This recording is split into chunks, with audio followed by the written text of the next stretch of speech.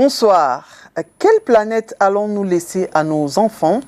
La question se pose au regard des variations du climat que nous vivons au fil du temps. Dans la ville de Douala, par exemple, autant la pluviométrie a été forte en saison pluvieuse, autant nous avons vécu des pics de chaleur et même la canicule en saison sèche. Il ne fait aucun doute, nous vivons des changements climatiques. Comment en sommes-nous arrivés là?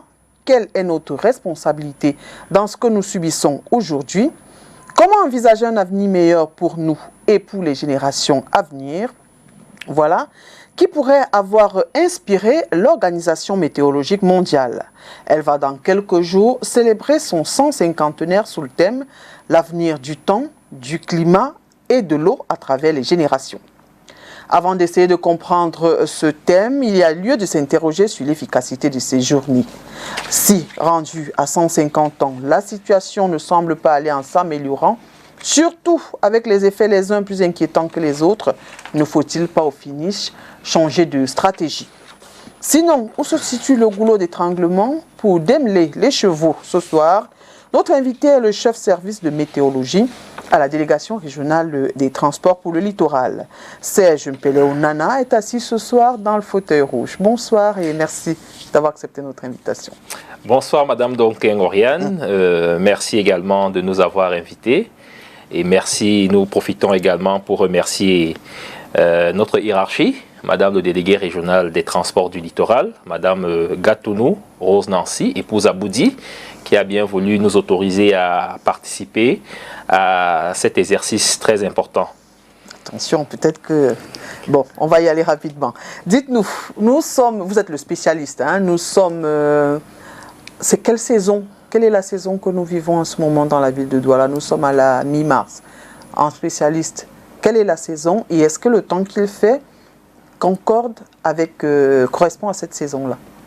Eh bien, nous sommes présentement à la petite saison de pluie. D'accord. Parce que j'ai coutume de dire, Madame Donkin, que la ville de Douala a une forte capacité pluviométrique, ou alors est un pôle pluviométrique par excellence. Pourquoi? Parce que sur les 12 mois de l'année, nous avons 9 mois de saison de pluie et 3 mois seulement de saison sèche.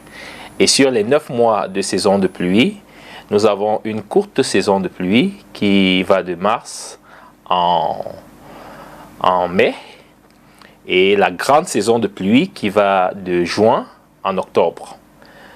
Et nous avons donc une courte saison de pluie qui s'étend du mois de décembre, du mois de novembre, parce qu'elle commence à la fin novembre, au mois de février. Donc nous sommes en mars, mi-mars.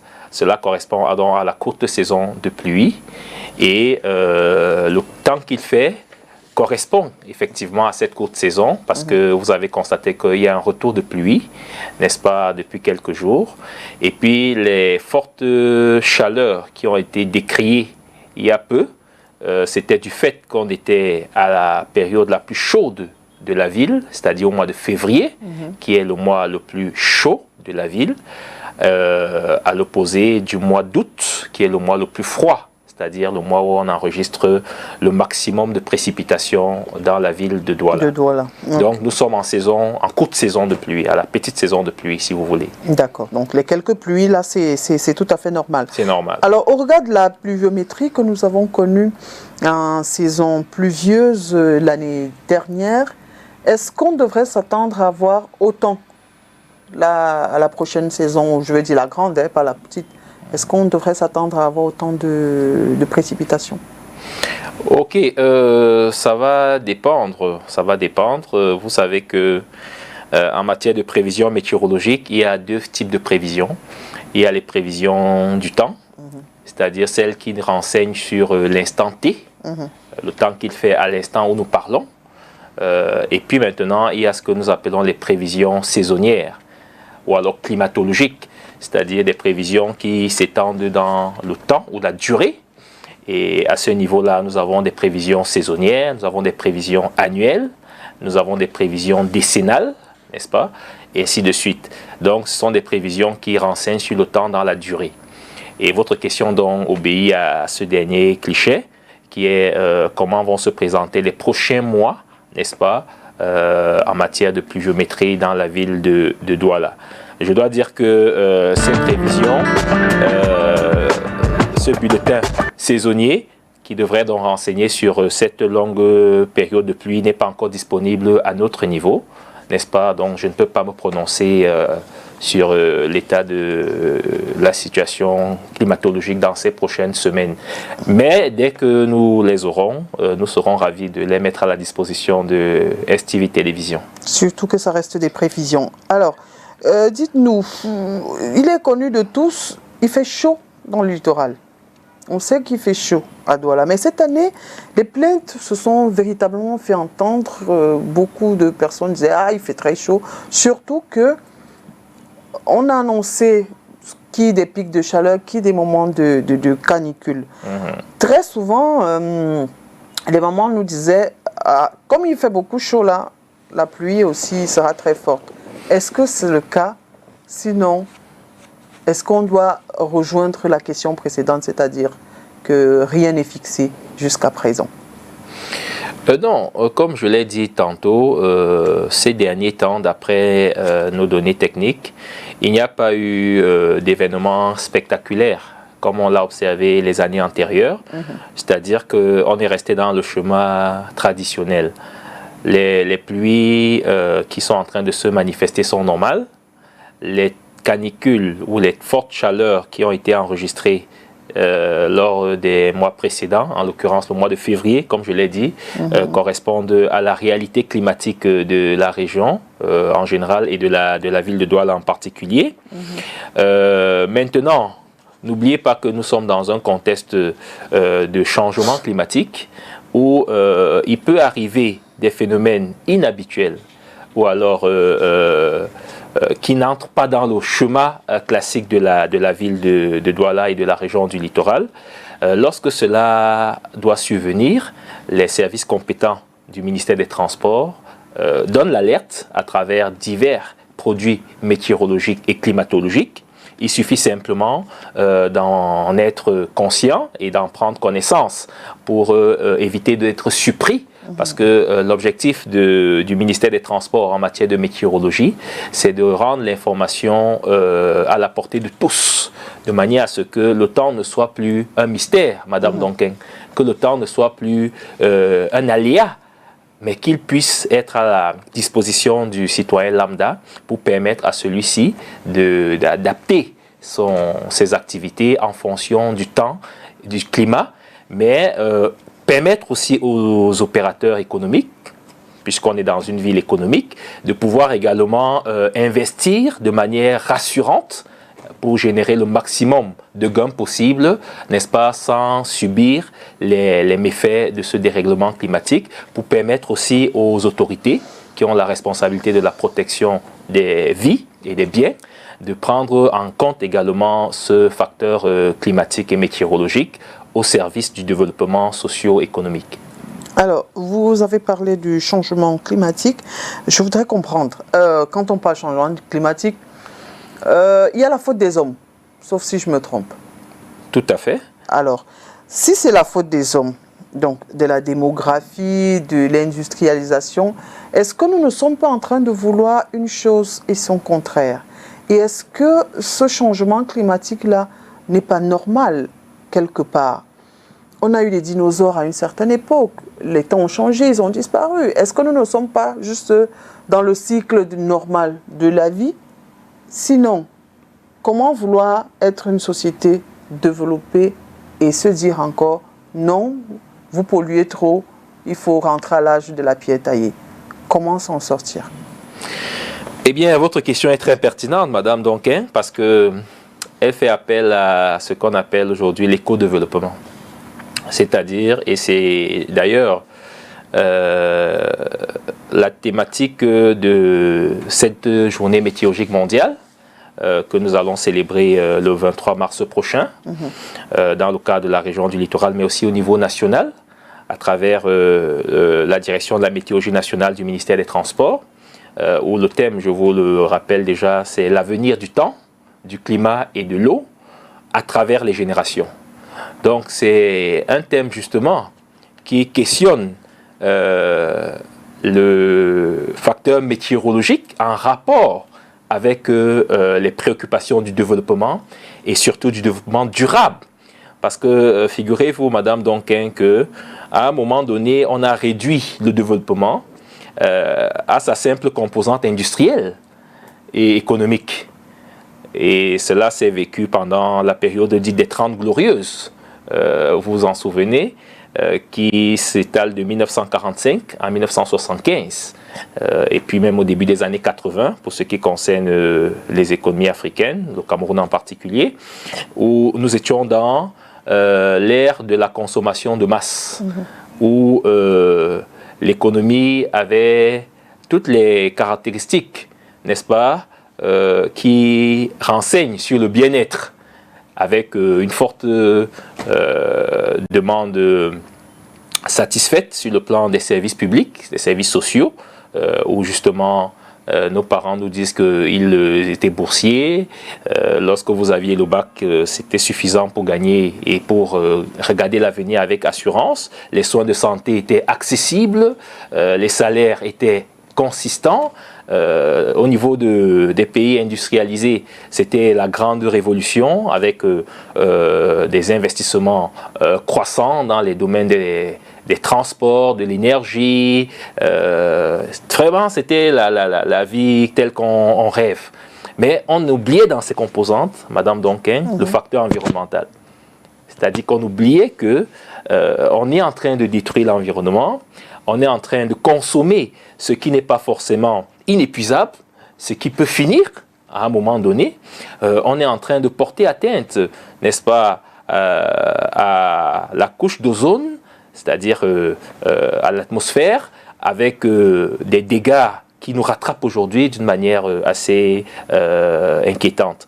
Donc, c'est pourquoi aujourd'hui, on estime que le meilleur développement ne se limite pas à de nouvelles voitures, à de nouvelles maisons, à de nouvelles routes, à de nouveaux habits, etc.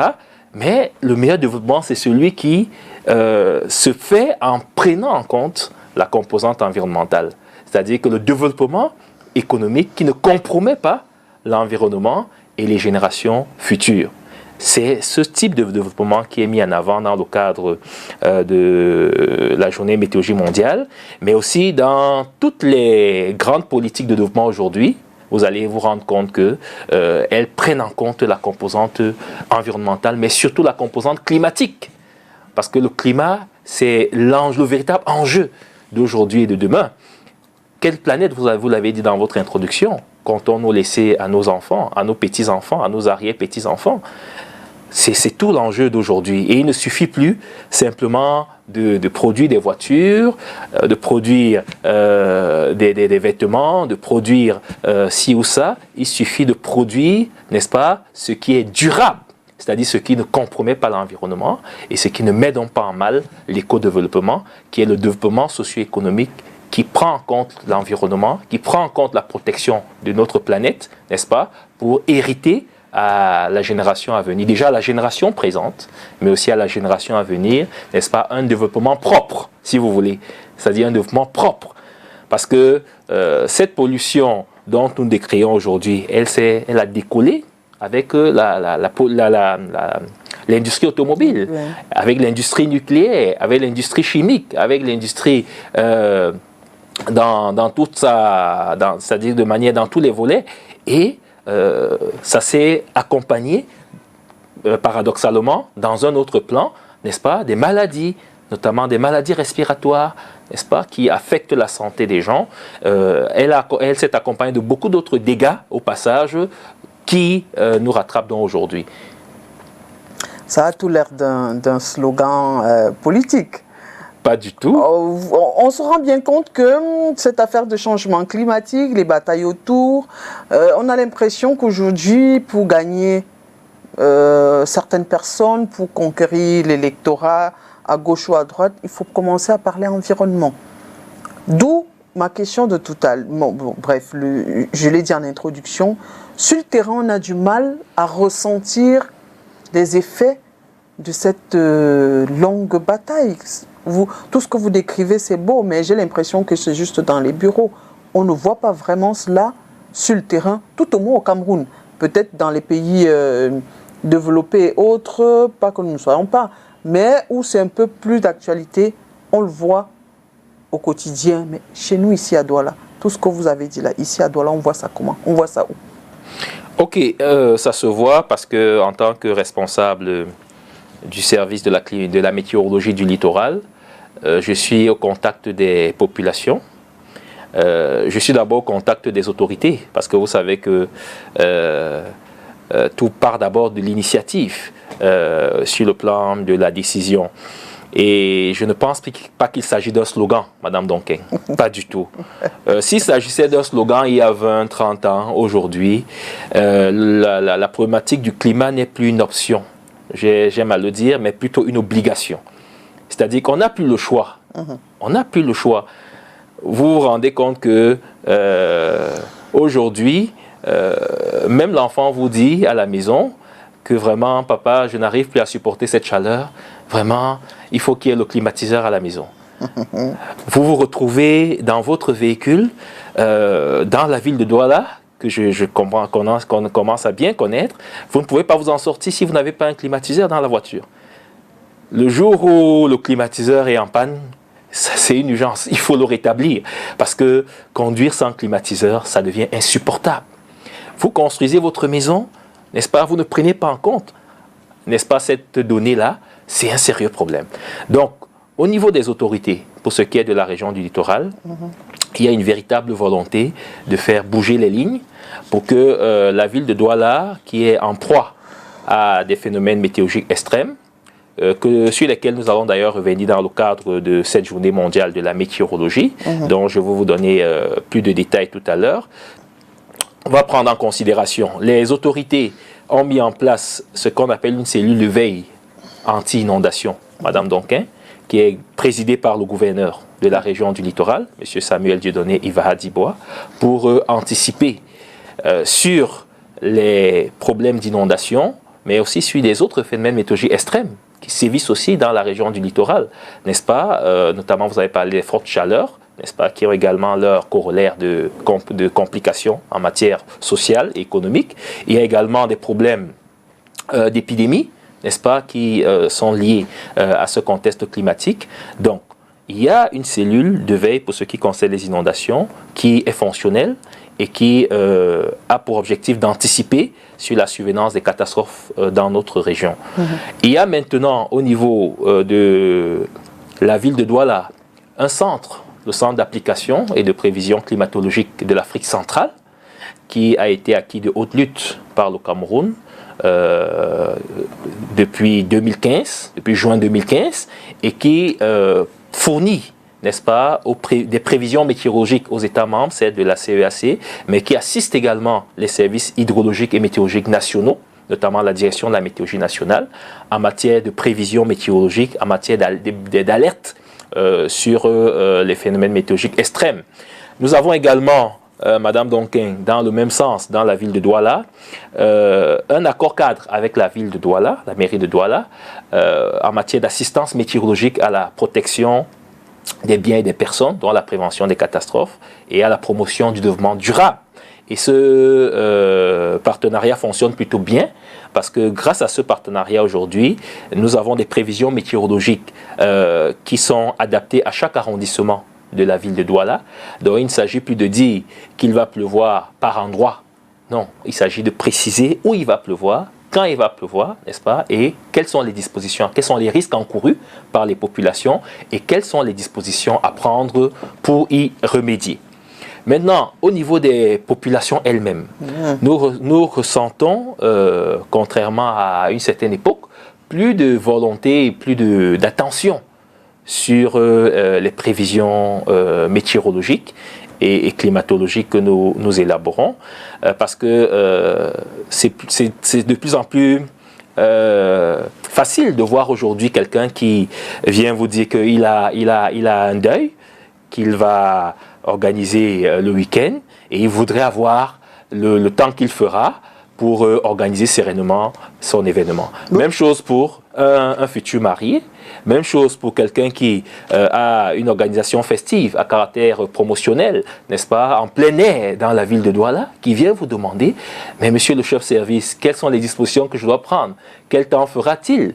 Nous avons de plus en plus des gens qui font dans les travaux publics, Madame Donquin, les routes, les ouvrages dans la ville, qui viennent nous dire, voilà, on voudrait engager nos travaux à telle période, mais on a peur au regard des aléas climatiques, que ces travaux soient fauchés par la pluie. Qu'est-ce que vous nous conseillez? Est-ce qu'on doit maintenir le calendrier des travaux à telle période ou alors est-ce qu'il faut attendre? Et on a d'autres qui viennent nous dire, vraiment, voilà, nous avons une campagne de vaccination qui est relative à tel type de maladie et nous voulons nous assurer que le temps qui fera, n'est-ce pas, sera de nature vraiment à justifier notre campagne de vaccination parce que c'est une maladie certes propre à la saison sèche, mais avec le dérèglement climatique, on voudrait lancer la campagne de vaccination à temps et à la meilleure période possible. Et rassurez-vous, Madame Donquin, il y a les chercheurs maintenant, c'est-à-dire des gens qui ont des travaux de recherche en cycle de master, de doctorat, et qui ont besoin, avec des thématiques en rapport avec le changement climatique, et qui veulent avoir dans des données, n'est-ce pas, sur la durée qui pourrait les permettre à rendre leurs recherches pertinentes. Et toutes ces sollicitations, Madame Donquin, trouvent satisfaction. Parce qu'on a des gens qui nous reviennent et qui nous disent, mais voilà, j'ai pu organiser mon mariage sans problème, j'ai pu enterrer mes parents sans problème, ainsi de suite. J'ai envie d'interroger les statistiques, parce que si dans une ville de Douala, qui a environ 3 millions, sinon 4 millions, 600 personnes reviennent vers vous, j'ai envie de dire que le retour, il est moindre. D'accord. Tout ce que vous dites là, tout est beau. Le monsieur qui est à Masumbu, là-bas, comment il fait pour, par exemple, son champ? Là, vous avez parlé de ceux qui veulent faire la fête, qui veulent faire ci ou ça. Ils savent au moins où vous trouvez. Celui qui est, je prends n'importe quel village là, laissons même le littoral. Ma grand-mère qui est là-bas, à Bamendou, comment elle fait? Par exemple, le temps des semailles, est-ce que la pluie va tomber rapidement? Les ingénieurs disent, agronomes disent, non, il ne faut pas mettre le maïs dans la poussière, il faut attendre les pluies.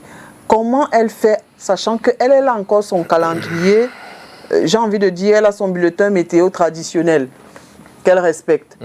Vous, qu'est-ce que vous faites pour faciliter l'accès de ces informations-là à la population?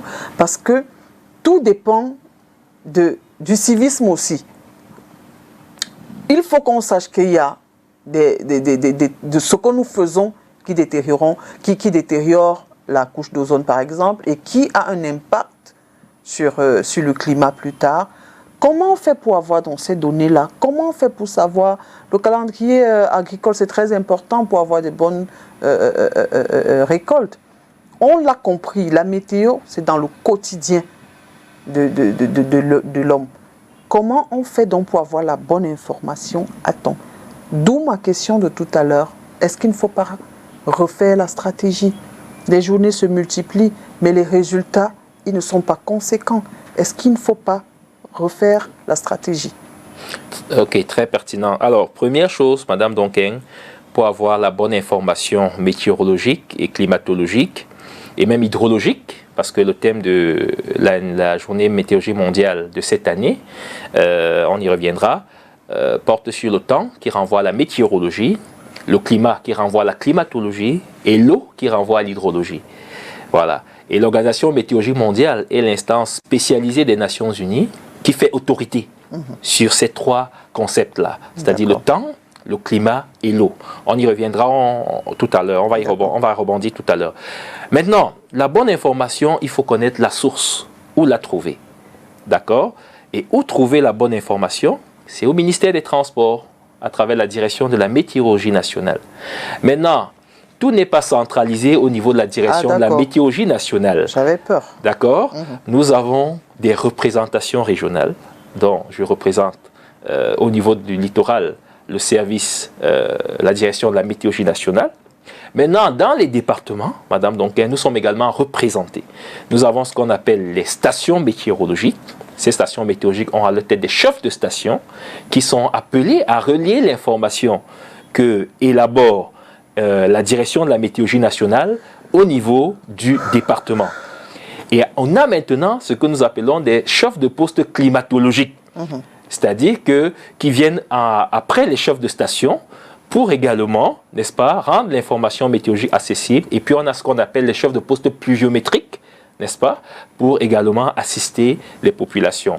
Donc l'information qu'on ne peut pas trouver à Douala, parce qu'on habite Bonaléa, n'est-ce pas, on vit à Bonaléa, on peut trouver cette information auprès de la station météorologique de Konsamba, n'est-ce pas, ou auprès du poste pluviométrique, n'est-ce pas, environnant. Ça fait donc que lorsqu'on est informé donc de cette structuration, on sait déjà où aller chercher, Madame Donquin, l'information. En dehors de cela, c'est-à-dire en dehors de ces mécanismes classiques, n'est-ce pas, d'accès à l'information, le ministère des Transports s'arrime aux nouvelles technologies, au NTIC. Voilà pourquoi il y a des prévisions sur le web. Le ministère des Transports a déjà un site web accessible, n'est-ce pas, qui renseigne sur ces informations météorologiques. Ensuite, on a des plateformes également, toujours dans les réseaux sociaux, comme la plateforme de la direction de la météorologie nationale, qui est également accessible sur Facebook, qui est très sollicité d'ailleurs, où les prévisions y sont également disponibles. C'est vrai que dans l'arrière-pays, les conditions... C'est pour ça que je dis ma grand-mère qui a pas... Voilà, je reviens donc sur la grammaire. Les conditions d'accès à l'énergie et à ce type de technologie n'est pas disponible. Et même la langue. Voilà, c'est pourquoi nous avons engagé avec les radios locales, n'est-ce pas, un vaste programme de transmission de ces informations météorologiques-là en langue maternelle ou en langue locale, n'est-ce pas, pour que nos paysans qui n'ont pas toujours été à l'école, n'est-ce pas, mais qui sont des entrepreneurs agricoles, n'est-ce pas, puissent également avoir accès à ces informations-là en langue locale. Et ce programme, d'ailleurs, va s'intensifier parce que le ministre des Transports, son excellent Jean-Ernest Masséna-Ngalé-Bibéhé, a instruit que ces prévisions-là, en dehors, n'est-ce pas, des régions et en dehors des départements, que ces prévisions-là, que des démarches soient engagées avec des radios communautaires pour que ces prévisions-là soient rendues disponibles aux citoyens camerounais, c'est-à-dire dans son dernier ressort géographique, afin qu'il y ait justement une assistance réelle à l'agriculture. Et vous savez que quand nous parlons d'agriculture, Madame Donquin, il y a l'agriculture vivrière, certes, mais il y a aussi l'agriculture animale, c'est-à-dire l'élevage, qui est également fortement tributaire du temps et du climat, où il faut donner des informations aux gens sur les risques encourus, n'est-ce pas, pour éviter de se voir, parce qu'il y a une forte pluie inattendue, ou alors qu'on n'a pas écouté, qu'on n'a pas pris le temps d'écouter, ou alors pour laquelle on n'a pas été renseigné, n'est-ce pas, soit connu par tout le monde, pour qu'on ne soit pas dans des situations désagréables qui mettent en mal notre système productif et qui génèrent parfois sur les marchés urbains et périurbains des coûts élevés, n'est-ce pas, dus non pas à l'indisponibilité des ressources ou des produits, mais plutôt, n'est-ce pas, aux méfaits du dérèglement climatique qui affecte les récoltes et qui mettent en mal justement les marchés d'approvisionnement des villes. Tout à fait. Alors, vous célébrez dans quelques jours le 150e de l'Organisation météorologique mondiale. Tout à fait. Le thème, vous l'avez donné tout à l'heure, je reprends, c'est l'avenir du temps, du climat et de l'eau à travers les générations. D'abord, vous allez me donner l'intérêt de ce thème-là, et ensuite, j'ai bien envie de comprendre le temps, le climat et l'eau. Pourquoi cette association-là? Déjà, l'intérêt de ce thème. Alors déjà, l'intérêt, pour revenir à la petite histoire, Madame Donquin, une histoire très passionnante, qui nous conduit aujourd'hui au 150e, comme vous l'avez dit, de l'Organisation météorologique mondiale. Il faut dire qu'au départ, on parlait de l'Organisation météorologique internationale, OMI, qui a été créée lors de la première conférence météorologique à Vienne, en Autriche, en 1873. Et il a fallu attendre le 23 mars 1950 pour que cette appellation, Organisation météorologique internationale, devienne Organisation météorologique mondiale, c'est-à-dire OMM. Voilà.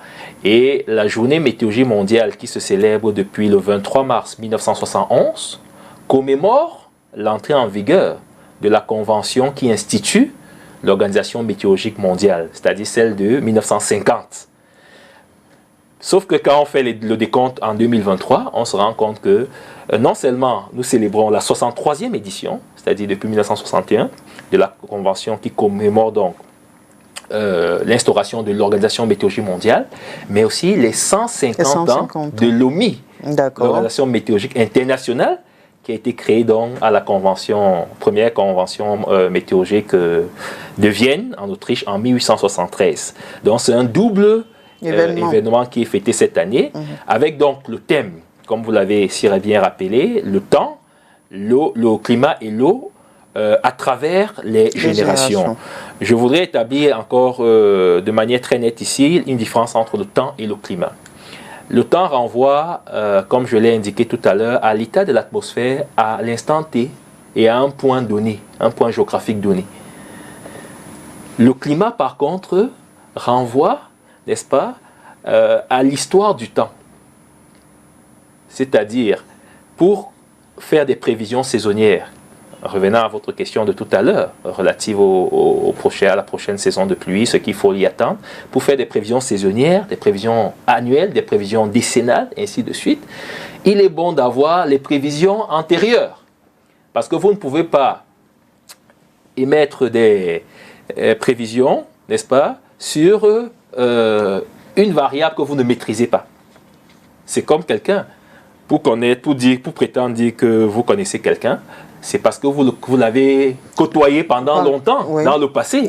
Et de par ce que vous connaissez de lui dans le passé, vous pouvez vous attendre à une réaction de lui face à une situation donnée, n'est-ce pas, ou alors à ce qu'il peut être demain, n'est-ce pas. C'est la même chose avec le climat. Le climat est donc cette variable qui permet d'apprécier le temps dans la durée, c'est-à-dire sur plusieurs années.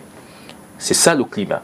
Et maintenant l'eau, on connaît tous l'eau, c'est cette variable qui est qualifiée de vie, sans laquelle aucune vie ne serait possible.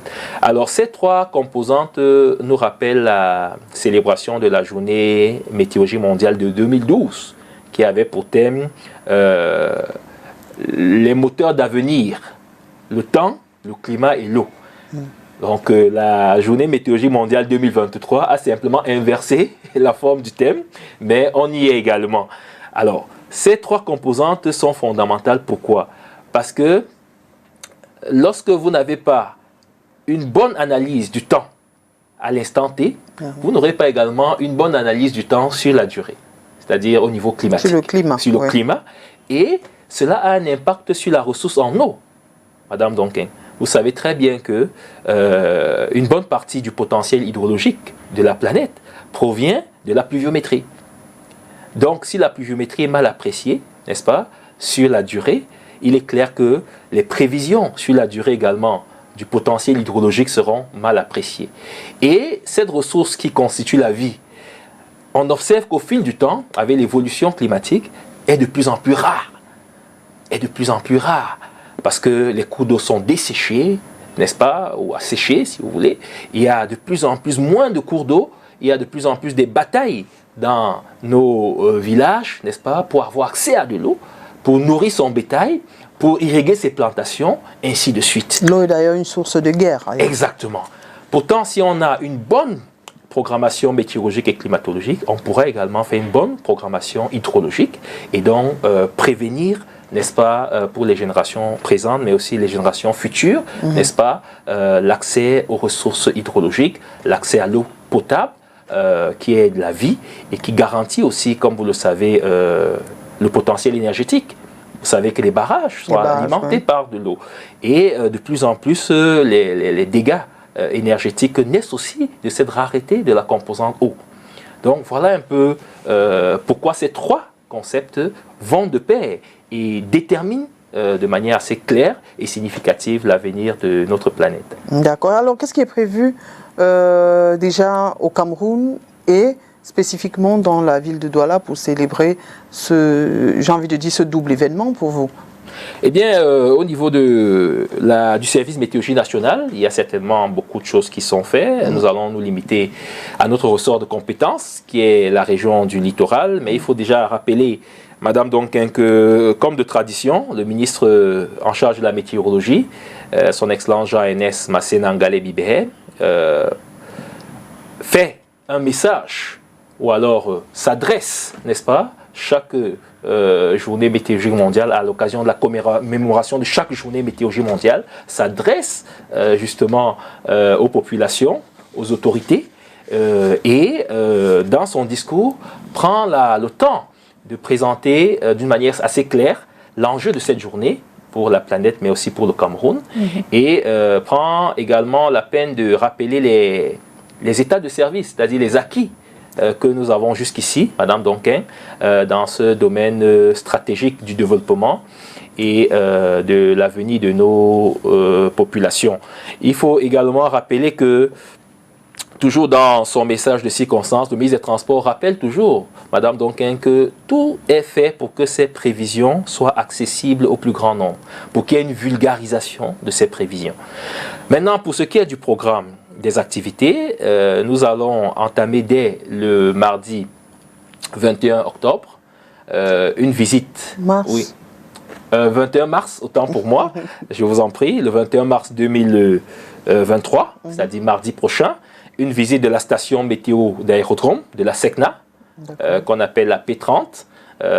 Nous allons également en profiter pour entrer en contact avec les autres installations aéronautiques qui ont un lien direct avec la météorologie. Là, nous sommes dans la météorologie aéronautique. Vous savez bien que l'avion, le transport aérien en général, est fortement tributaire de l'atmosphère. Et la météo est une composante indispensable, j'allais dire vitale, pour le secteur de la navigation aérienne. Donc ce sera l'occasion de faire visiter à nos jeunes collaborateurs, parce que vous savez déjà que l'État forme chaque année des ingénieurs en météorologie, des ingénieurs des travaux, des techniciens supérieurs en météorologie, des agents techniques et des agents techniques adjoints de la météorologie qui sont mis à la disposition des services compétents chaque année. Et pour la nouvelle cuvée, ce sera l'occasion pour nos ingénieurs qui certes se sont frottés avec cet environnement, mais pas de manière parfois détaillée, de pouvoir visiter le domaine de l'aviation et surtout voir comment on observe le temps dans une station météorologique d'aérodrome, parce que c'est très important de savoir quelles sont les données de vent, parce que l'avion qui décolle, Madame Donkin, si la trajectoire du vent n'est pas maîtrisée, c'est la catastrophe.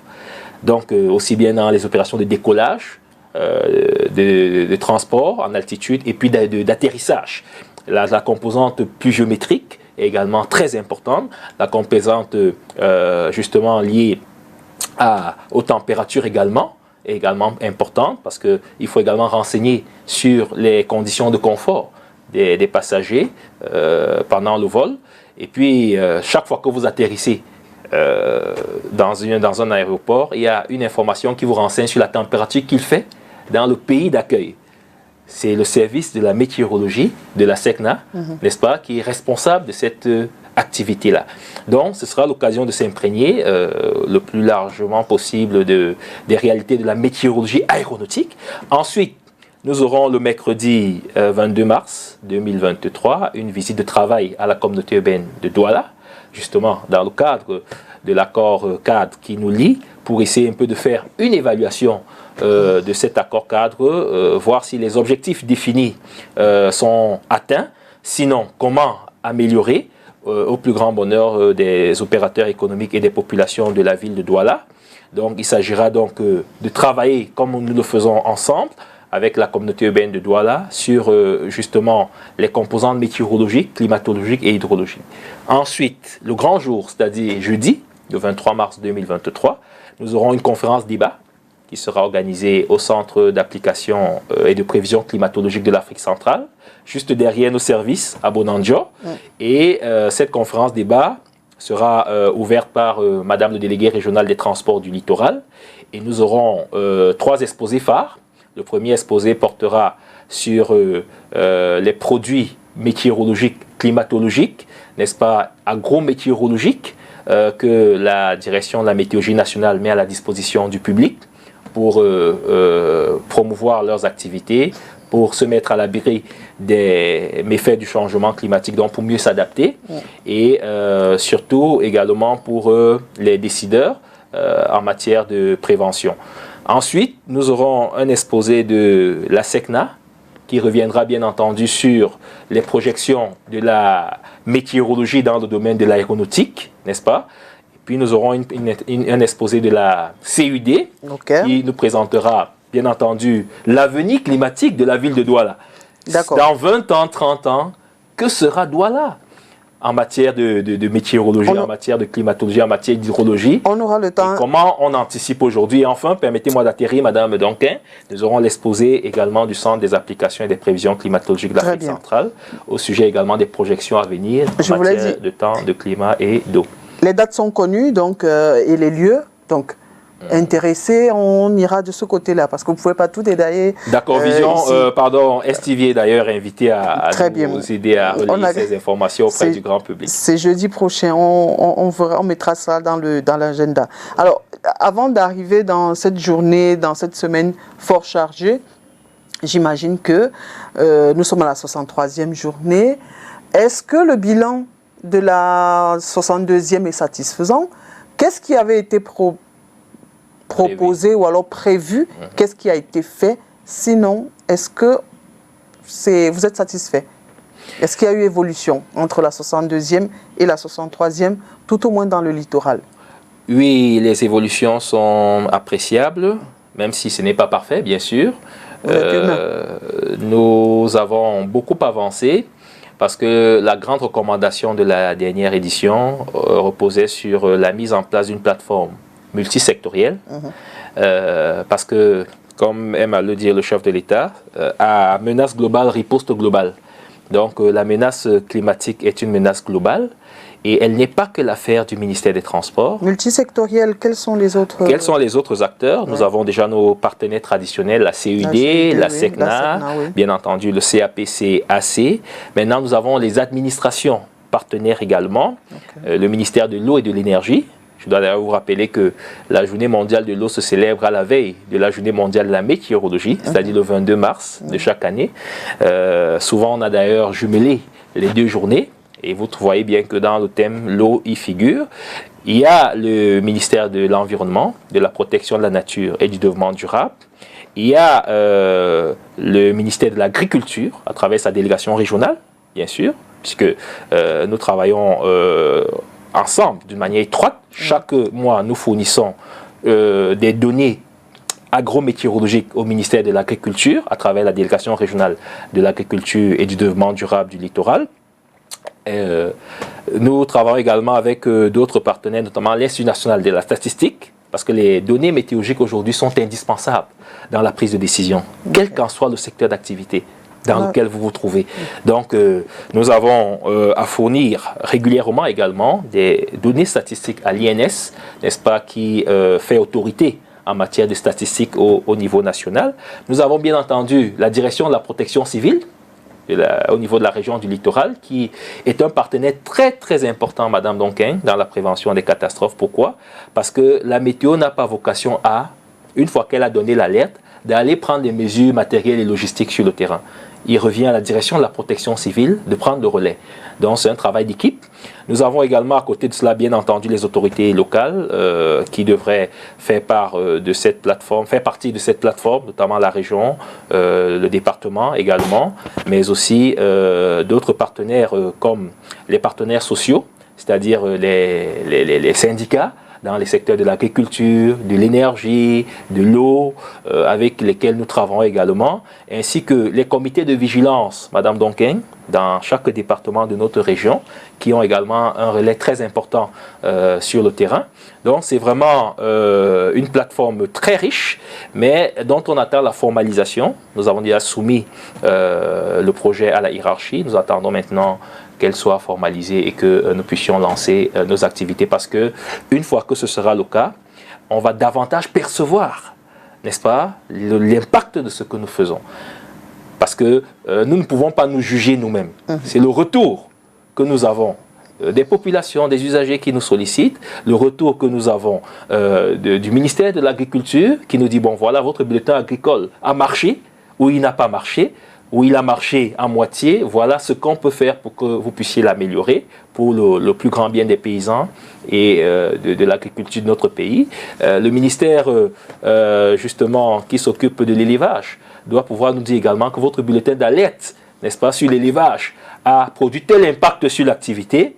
Nous aurons besoin peut-être d'un bulletin plus rapproché pour mieux assister les éleveurs, etc., etc. Très bien, on comprend que entre vous, le partenariat, ou du moins l'entente est plutôt cordiale entre vos différents partenaires.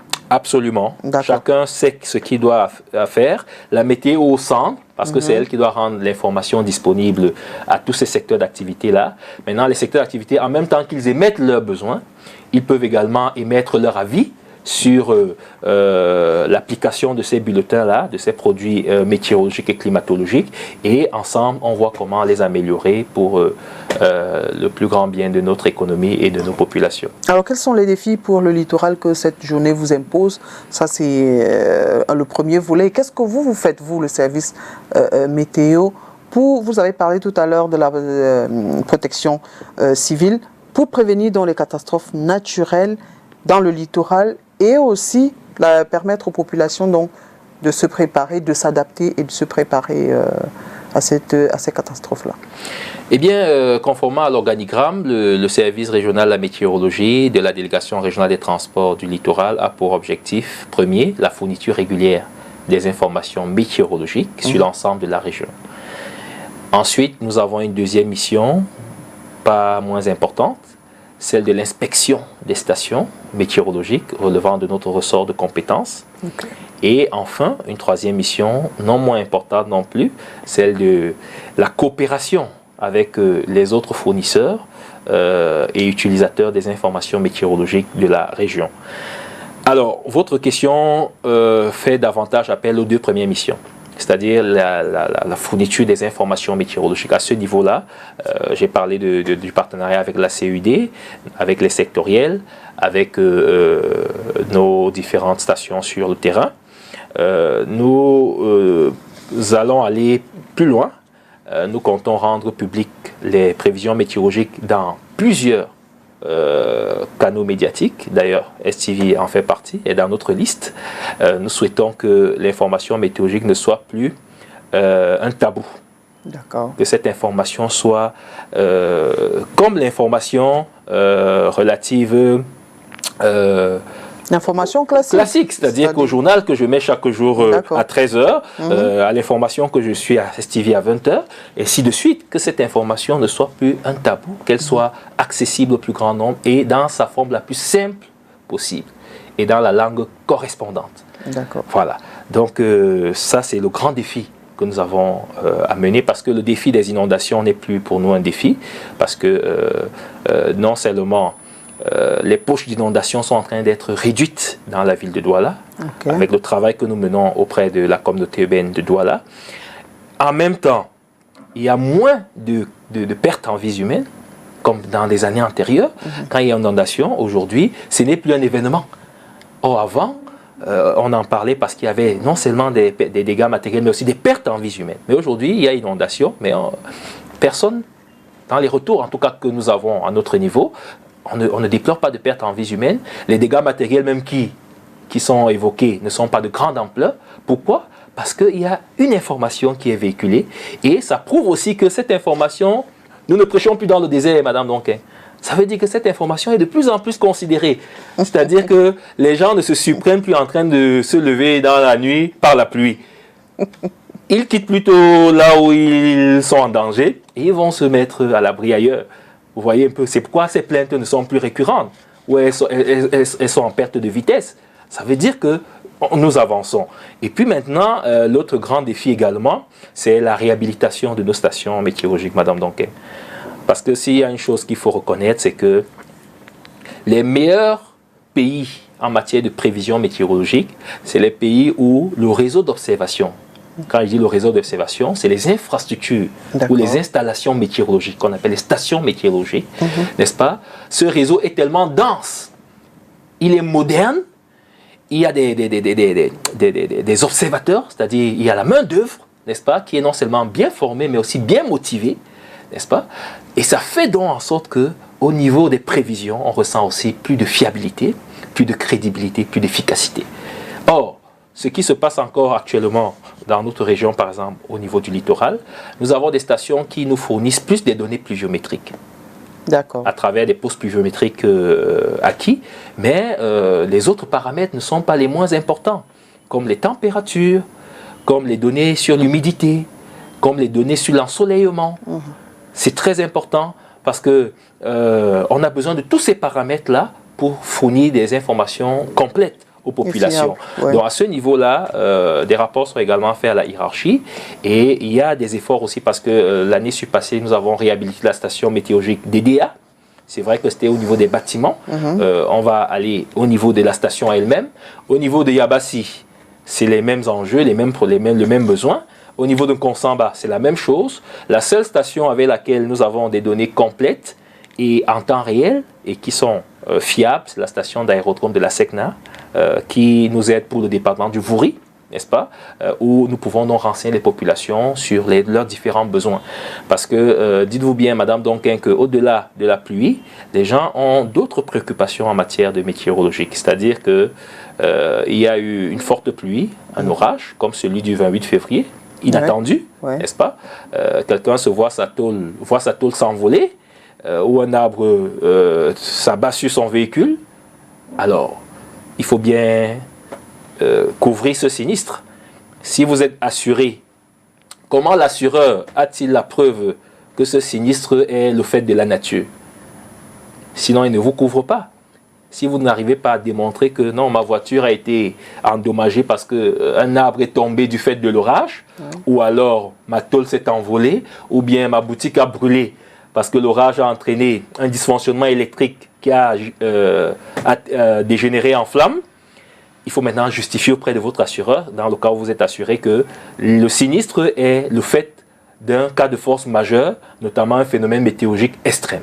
À ce niveau, vous avez à vous rendre, beaucoup ne le savent pas, auprès du service régional de la météorologie du littoral ou auprès du ministère des Transports pour demander ce qu'on appelle une attestation ou un certificat d'occurrence.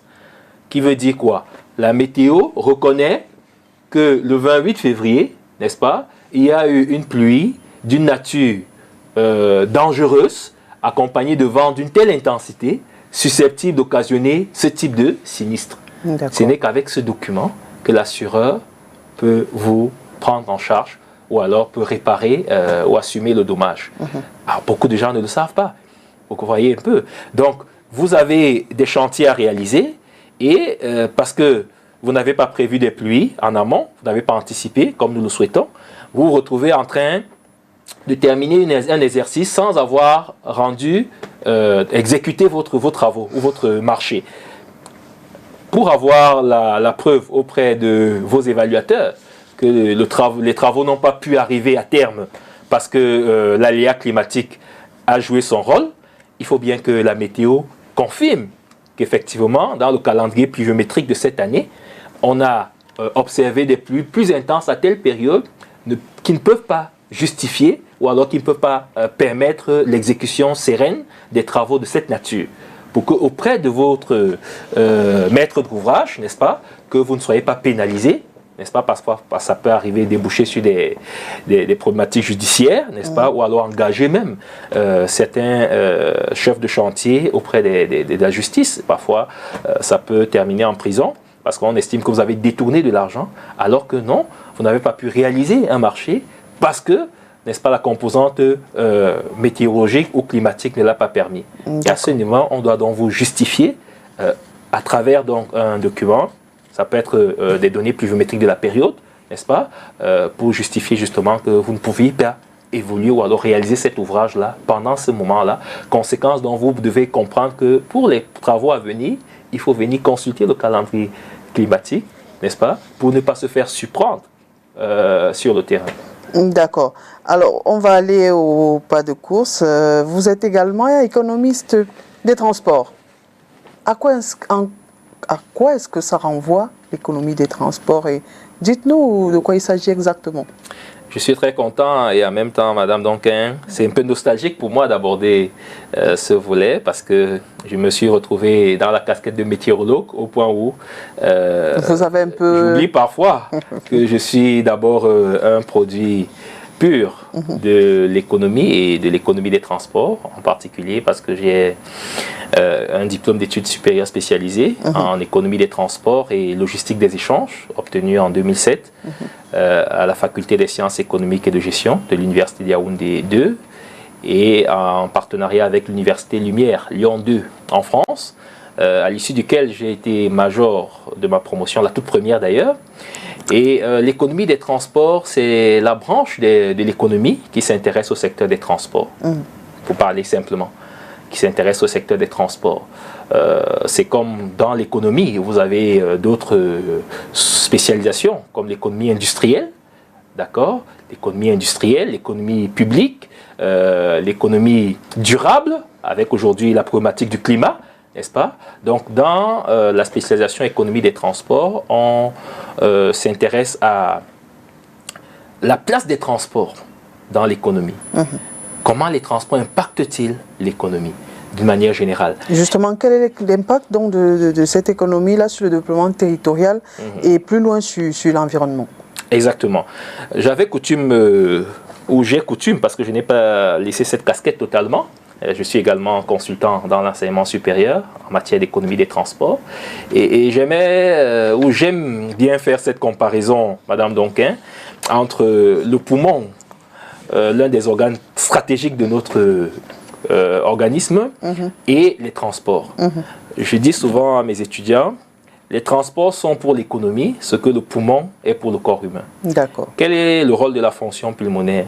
C'est d'assurer les échanges respiratoires. S'il n'y a plus de respiration, Madame Donquin, la vie s'arrête. Quelqu'un a d'ailleurs dit, tant que la capitale respire, c'est le Cameroun qui vit. Donc, s'il n'y a plus de respiration, le corps humain s'arrête. Oui. Donc, s'il n'y a plus de transport, l'économie s'arrête.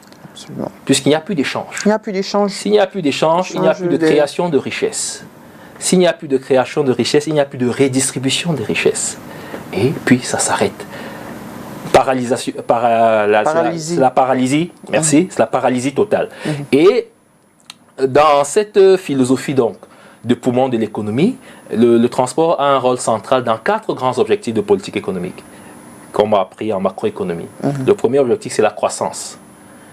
S'il n'y a pas d'échange, il n'y a pas de création de richesse. S'il n'y a pas de création de richesse, vous n'avez pas un produit intérieur brut, donc vous ne créez pas de la richesse. Donc, paralysie. Le transport a un rôle sur l'inflation, deuxième grand objectif de politique économique, c'est-à-dire les prix. Vous allez remarquer que le coût de transport impacte le prix de vente, automatiquement, dans n'importe quel secteur d'activité. Et l'un des grands problèmes de notre économie aujourd'hui, comme vous le savez, c'est l'enclavement. C'est-à-dire qu'il y a de la richesse agricole dans beaucoup de coins de notre pays, mais il y a une rupture entre les bassins de production, n'est-ce pas, et les bassins de consommation et de commercialisation. Et cette rupture favorise l'inflation, n'est-ce pas, parce que lorsque vous transportez de la marchandise dans des situations difficiles, cela augmente le coût, et forcément, pour rattraper votre affaire, vous êtes obligé d'imputer cela au consommateur. Troisième grand objectif de politique économique, c'est l'emploi. Le transport est l'un des secteurs de l'économie qui génère le plus grand nombre d'emplois. D'ailleurs, dans la politique des grands travaux mis en place dans les années 30, à travers le célèbre économiste anglais John Maynard Keynes. Il démontrait que la relance de l'économie après la crise des années 20, donc la crise de 1929, qui était une crise de surproduction, c'est-à-dire que l'économie avait passé le temps à épargner sans investir. Et l'un des grands chantiers sur lesquels la relance était faite, c'était par les grands travaux qui constituaient à mettre en place des routes, des chemins de fer, des aéroports, des ports, etc. C'est ça qui avait relancé l'économie des années 30. Parce qu'avec l'investissement, on a généré des emplois et on a atteint l'objectif de plein emploi. Et aujourd'hui, c'est la même chose. Quand vous regardez le document stratégique pour la croissance et l'emploi de notre pays, vous allez vous rendre compte que l'emploi dont il est question naît des infrastructures structurantes qui avaient été engagées par le chef de l'État dans la politique des grandes ambitions, annoncée dans le septennat de 2004, en 2011, et qui reposaient donc sur des infrastructures comme le port autonome de Kribi, n'est-ce pas, le port de Limbe en gestation, la mise en place de l'extension ferroviaire, n'est-ce pas, vers le Tchad, mais aussi des nouvelles lignes établies pour faire vivre les opérations de poste et préacheminement autour du port, du port industriel, le portuaire de Kribi, et puis aussi l'autoroute Douala-Yaoundé, qui est encore attendu, puisque les travaux peinent à avancer, et d'autres grands chantiers, parce que ce sont des infrastructures qui ont un impact direct sur l'emploi et sur la croissance. Donc l'objectif de l'emploi est fondamental lorsqu'on parle de l'économie des transports. Pour combattre le chômage, il faut investir dans les infrastructures de transport à forte valeur de main-d'œuvre, mais aussi à forte valeur ajoutée. Ensuite, maintenant, vous avez au-delà, parce que le transport, ce n'est pas que les infrastructures, c'est aussi les services de transport. C'est-à-dire qu'un aéroport que vous créez, ce n'est pas seulement pour les transports. À côté de l'aéroport, vous allez avoir un hôtel. N'est-ce pas? À côté de l'aéroport, vous allez avoir une station-service d'approvisionnement. À côté de l'aéroport, vous allez avoir des sites touristiques, n'est-ce pas? Et ainsi de suite. Donc, c'est des emplois induits des transports. Au-delà, maintenant, de la main-d'œuvre de service, c'est-à-dire que le personnel navigant, etc. Et maintenant, dans la composante privée, vous avez aussi des niches d'emploi exceptionnelles, notamment dans les domaines de la logistique qui prennent en compte le dédouanement, l'entreposage, le conditionnement, la manutention, les gestionnaires d'entrepôts, les responsables de la chaîne de transport, etc. etc. Sans compter que dans l'administration elle-même, de plus en plus les cadres sont sollicités dans ce secteur d'activité, notamment au ministère des Transports. C'est d'ailleurs dans cette mouvance que nous autres, nous sommes entrés au transport comme spécialistes des transports. Et maintenant, quatrième grand objectif, Madame Donquin, c'est l'équilibre extérieur. D'accord. Vous ne pouvez pas être un pays compétitif si vous n'avez pas de port. Si vous n'avez pas de port, vous êtes enclavé, ça veut dire coupé du monde.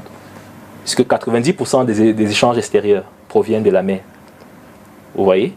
Et maintenant, il ne suffit pas d'être doté en infrastructures maritimes et portuaires. Il faut également disposer d'une certaine compétitivité. Et l'un des instruments qui distingue les pays en matière de commerce international, c'est la souplesse du transport et les coûts de transport. C'est-à-dire que si vous prenez deux ports, comme le port de Douala et le port, par exemple, de Cotonou, et vous essayez de comparer la compétitivité de ces deux ports-là, beaucoup vont vous dire qu'ils préfèrent passer par Cotonou au Bénin.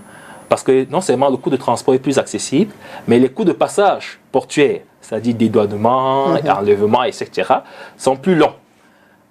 Et quand on met du temps, on perd de l'argent. Time is money. Donc du coup, la chaîne de transport peut vous donner une certaine position sur un marché régional, ou sous-régional, ou même au niveau international, n'est-ce pas, sur le plan de la compétitivité. Si vous avez une chaîne de transport lourde, peu flexible, n'est-ce pas, et qui induit des coûts et des délais de passage longs. Conséquence, en matière de commerce extérieur, c'est-à-dire en matière de compétitivité, n'est-ce pas, il est fondamental d'avoir une chaîne de transport qui soit à même de répondre aux défis de l'émergence de notre pays. Alors aujourd'hui, d'importantes réflexions sont faites sur la transition énergétique. Je suis toujours dans votre secteur.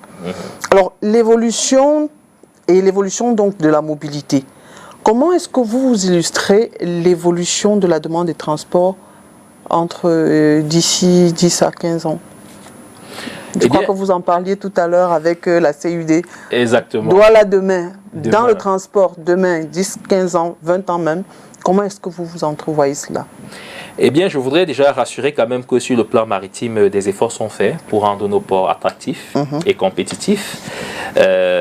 Sous la houlette du ministre en charge des Transports, son excellent Jean-Ernest Massénangale-Bibert, parce que de plus en plus, vous allez vous rendre compte que nos ports se dotent d'équipements modernes et solides. C'est d'ailleurs la raison pour laquelle nous avons accueilli récemment à Douala la toute première conférence internationale, n'est-ce pas, au sujet de la mise en place d'un nouveau marché commun, n'est-ce pas, au niveau africain. Maintenant, au niveau de l'urbanisme, c'est à quoi renvoie votre question. Il faut dire que le Cameroun fait face à un sérieux problème d'humanisme dans le domaine des transports. La principale raison, c'est laquelle? Je peux situer les responsabilités à 3 niveaux. La première chose, c'est que la planification urbaine n'a pas, dans notre contexte, su assurer l'équilibre entre les infrastructures de transport et la demande, la démographie. Oui. Il y a ce gap-là qu'il faut rattraper. Ce sera peut-être difficile parce que on est dans les 25 millions d'habitants aujourd'hui. Quand vous regardez maintenant le ratio, c'est-à-dire le réseau viaire par ville, n'est-ce pas, il est assez faible, surtout dans les grandes métropoles qui sont très sollicitées par la demande sociale. Deuxième grande contrainte, c'est l'absence de l'offre de transport en commun. C'est-à-dire que, contrairement à l'époque de la fameuse Sotuc, où nous autres, j'étais encore à l'école primaire, on rentrait par bus et parfois gratuitement. Aujourd'hui, la demande est importante, mais l'offre en bus depuis la liquidation de la Sotuc, malgré les grands efforts qui sont faits, d'ailleurs, il y a un palliatif qui est annoncé dans ce sens-là, au-delà des grands efforts faits au niveau de la Socature. Il y a la mise en place d'un bus à transit rapide, BRT, qui est en gestation dans la ville de Douala et qui va pallier à ce problème, mais qui reste crucial. C'est-à-dire que vous vous rendez compte que dans une ville comme Douala, le ratio d'offres de transport de masse est de 3%.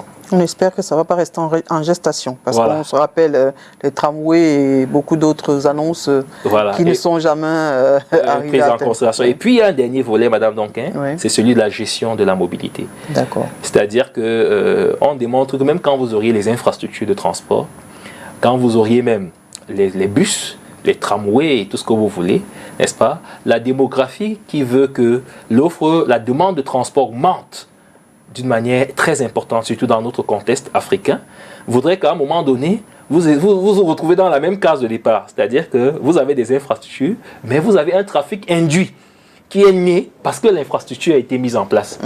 C'est des gens qui se disent vraiment, parce que la route a été créée, je vais acheter la voiture. Quand il n'y avait pas de route, ils n'étaient pas motivés.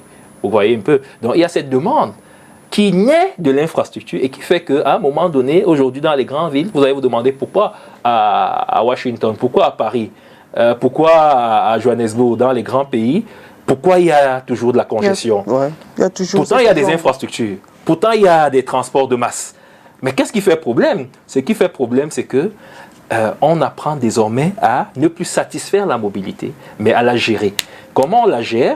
Il y a plusieurs mécanismes de gestion de la mobilité aujourd'hui. On va vous dire, dans les pays comme les États-Unis, le covoiturage, ça veut dire quoi? Une voiture pour 2 ménages, ça réduit le trafic, n'est-ce pas? Et ça décongestionne. On va vous dire, les substituts à la mobilité physique, le télétravail, la téléformation, le e-commerce, etc. On a dématérialisé la vie. Ce qui fait qu'on demande moins les transports physiques et on parvient à réguler le trafic.